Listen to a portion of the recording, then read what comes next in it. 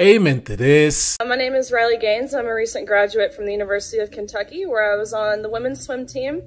I proudly finished my career as a 12-time NCAA All-American, a 5-time SEC champion. I am one of the fastest 200 butterflyers of all time.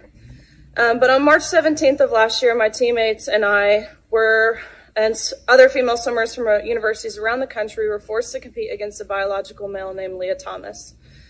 Thomas was allowed to compete in the women's division after competing as a member of the University of Pennsylvania's men's swim team for 3 years.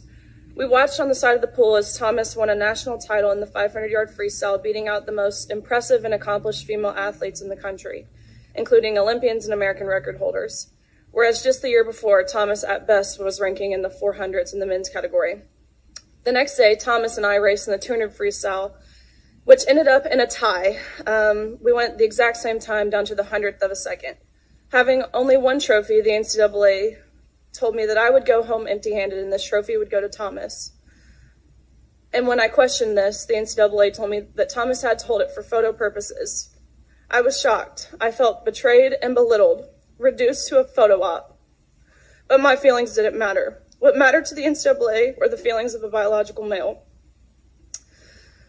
In 1972, Congress enacted Title IX to end unjust sex discrimination in all aspects of education, including college athletics. But by allowing Thomas to displace female athletes in the pool and on the podium, the NCAA intentionally and explicitly discriminated on the basis of sex. Although the NCAA claimed it acted in the name of inclusion, its policies in fact excluded female athletes. But that is not all. In addition to being forced to give up our awards, our titles, and our opportunities, the NCAA forced female swimmers to share a locker room with Thomas, a 6'4", 22-year-old male who was fully intact with male genitalia. Let me be clear, we were not forewarned. We were not asked for our consent, and we did not give our consent. If nothing else, I hope you can truly see how this is a violation of our privacy and how some of us have felt uncomfortable, awkward, embarrassed, and even traumatized by this experience. I know I don't speak for everyone.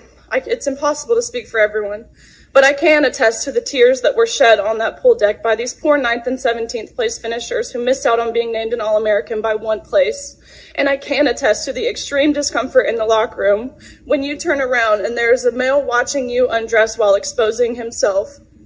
I can attest to the anger and frustration from these girls who had worked so hard and sacrificed so much to get to this point. Unfortunately, our experiences are not unique. The number of female athletes who have been denied opportunities, again, traumatized or hurt by policies that claim to be promoting inclusion, is growing at an alarming rate around this country. It's simply unacceptable, and the integrity of women's sports is lost. Thank you, ma'am. Thanks so much. Okay, you let me know what you think about this in the comment section. So this is not the first video of Riley Gaines that I posted, but I believe that she is doing the Lord's work. And her fight for women's sports, bro, so courageous. I mean, she's talking against the NCAA right there. So yeah, I believe that she needs a voice.